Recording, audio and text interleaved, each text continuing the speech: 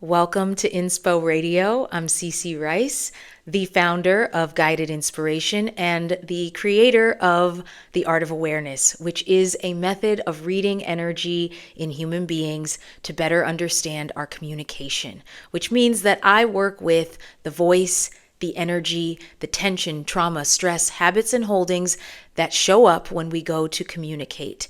And I am here to teach you how to clear out some of those habits and holdings and make you a better communicator. And also, hopefully, make you a little bit better at reading the energy of others with empathy and compassion.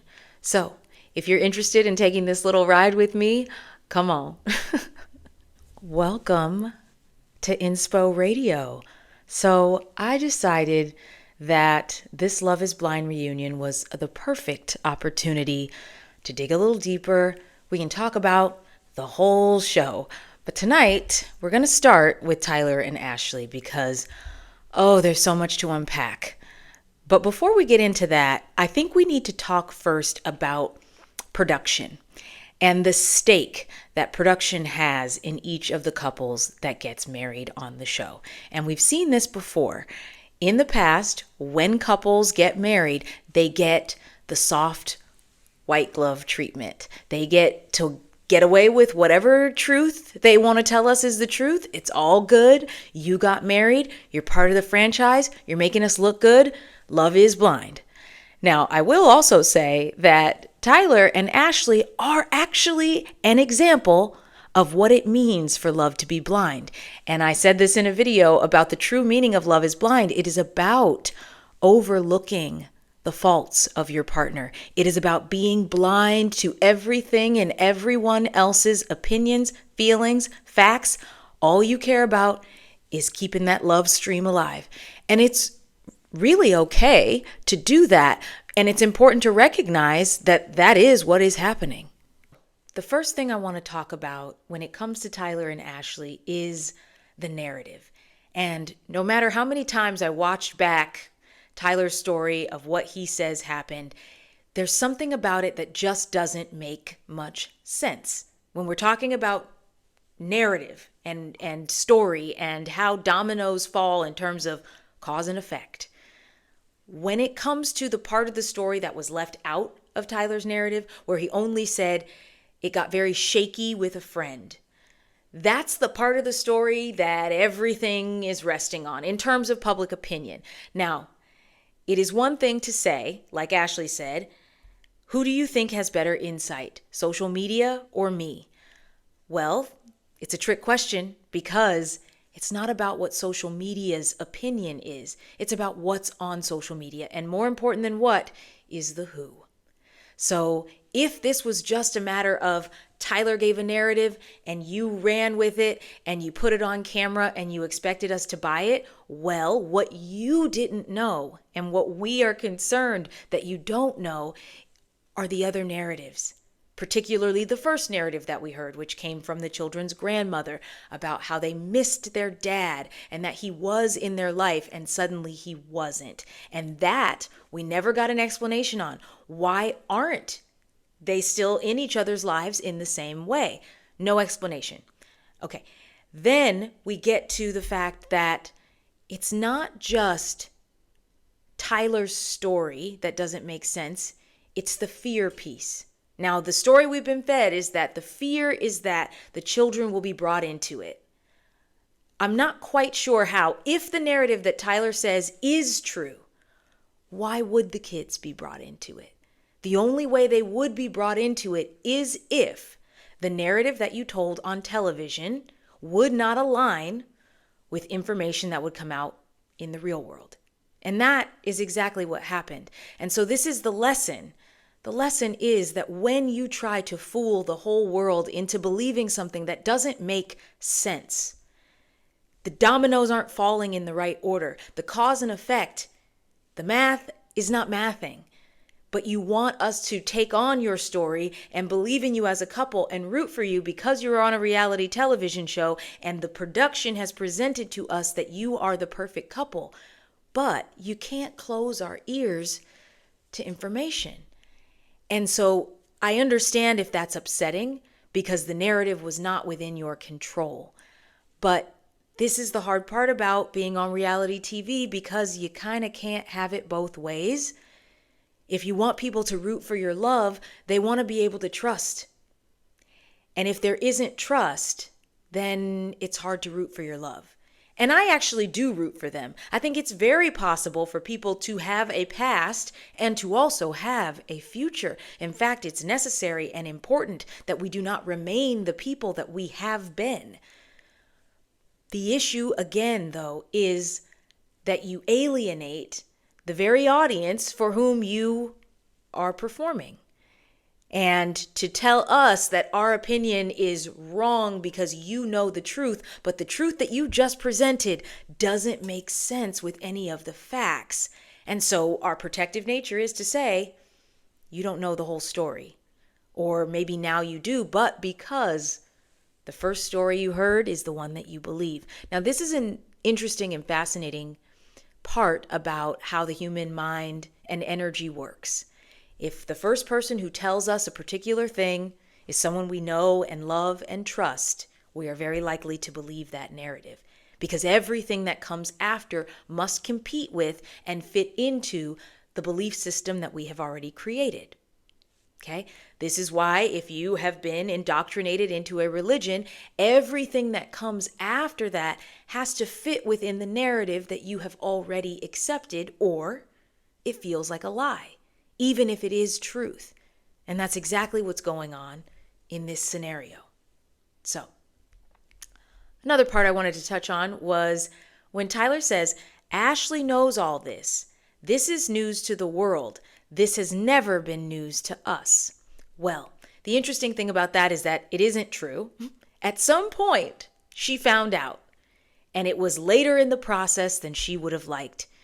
And it was later in the process because you don't have control over filming when you're in the pods. And so there's a calculated nature to the exchange of the information. And that, again, breeds mistrust. And it's the double blind, double fake thing of you're on a show, but you want to control how the show presents your narrative. This is not the place for you. And I think it's great that they found love and they did what they wanted and they got what they wanted out of it. But the anger being faced at the public because of our reaction when it's purely based on the discordant information that we receive. And this is such a theme of the time that we are in right now. We are being inundated with mis and disinformation. And so we now have a very visceral response to information that is contradictory, particularly when one set of information matches a more logical narrative than another. So now let's get into the energy, the bodies. There was a very noticeable self-soothing happening during this entire segment of the reunion. You probably noticed that there was a lot of back and forth, even a little swirling around that was happening on Ashley's part. As she gripped Tyler's leg and balled up her hand in a fist, you also probably noticed a lot of rapid blinking. Okay, this is all a sign of agitation. And it is particularly a result of not being able to breathe all the way down. So Ashley's wearing a corset. And what a corset does is it restricts the lower part of your breathing mechanism. And so anytime your breath wants to deepen because you are managing your nervous system, it can't. And so that energy has to go somewhere. And in order for it to soothe the nervous system, it's going to create a current, a rocking, okay? And we call that, or I call that, rockabye baby, because it is mimicking the rhythm of being in the womb. You'll notice that there's usually a particular tempo that kind of rocking happens at, and it is in order to try to regulate the heart rate and allow us to soothe by shifting the environment and turning it into an environment that moves with rhythm. So it's hard to say exactly where that stress is coming from, but what we did notice is that when tears started to come up, both for Tyler and for Ashley, that rockabye baby got stronger.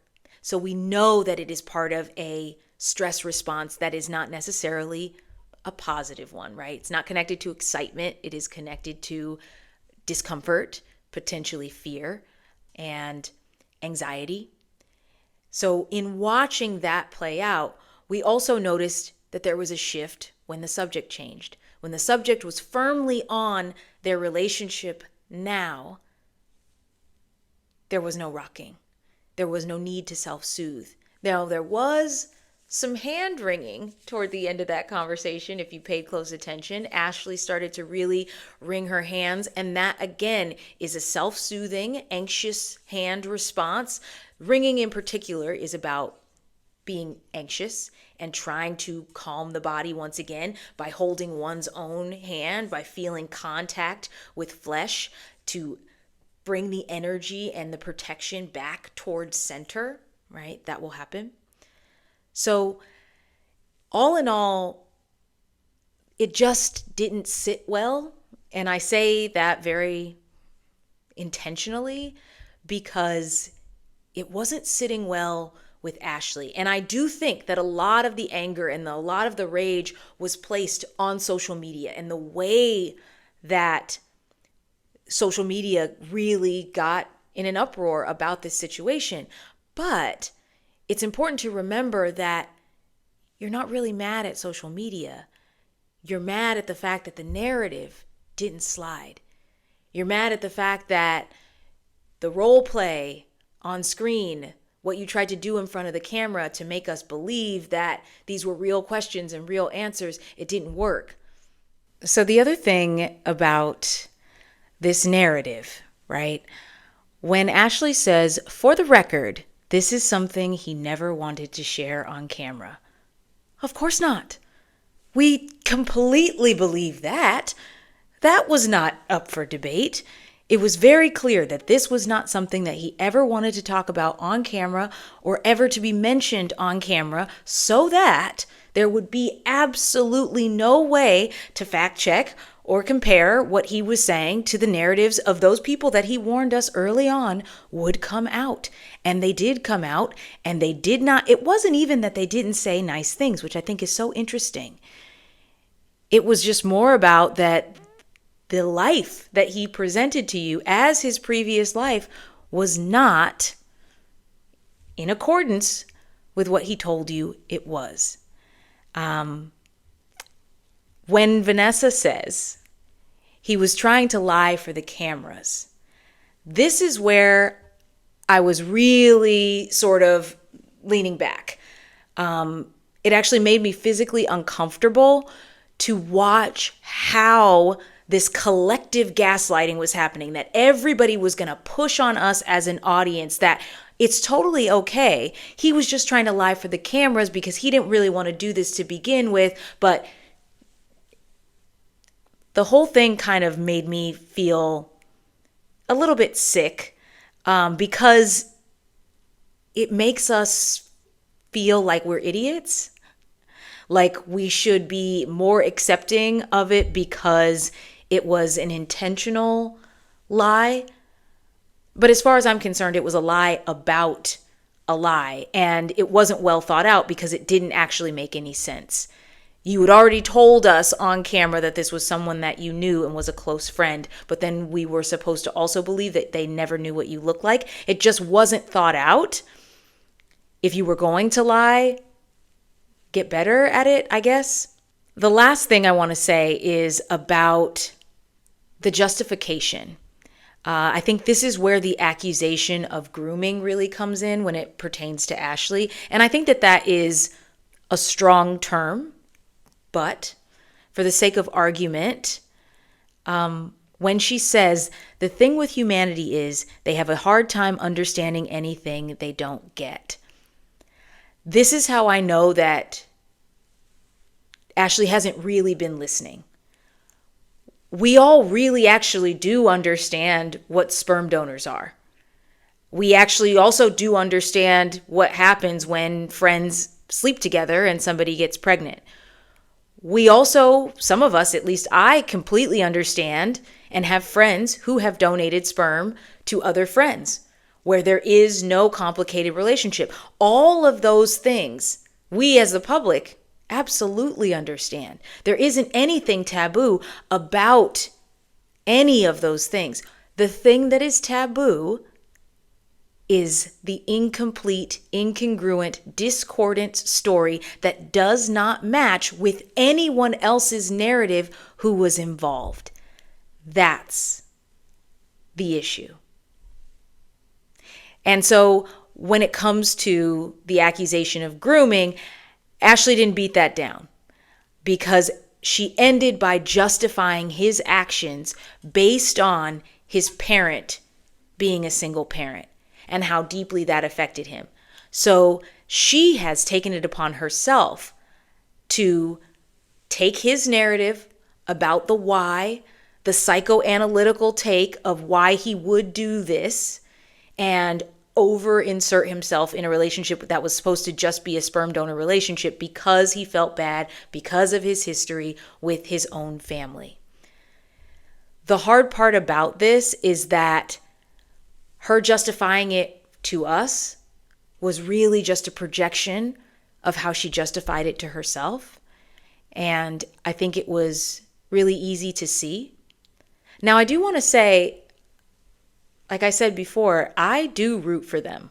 I actually really root for love in all its forms. And oftentimes that requires forgiveness, and it requires letting someone else's past stay in their past. I think the only issue has always been, are you being lied to? And how it triggers the rest of us who have been lied to, who have been in situations where we were easy and quick to believe the person we were in love with, only to find out that we would be the next victim of the lies. And so it is a protective mechanism. I actually don't think that there is a lot of judgment, at least not on my end, toward Ashley. I think she is well within her right to stand by her man in whatever capacity she sees fit. So if you've made it this far in the video, I want to thank you. And I want to keep doing these. And I want you to be able to have this space with me to dive a little bit deeper and to get a little bit more personal, which is why I would like to start doing some energy readings live for you on this channel. And what that means is that you would sign up for a time with me.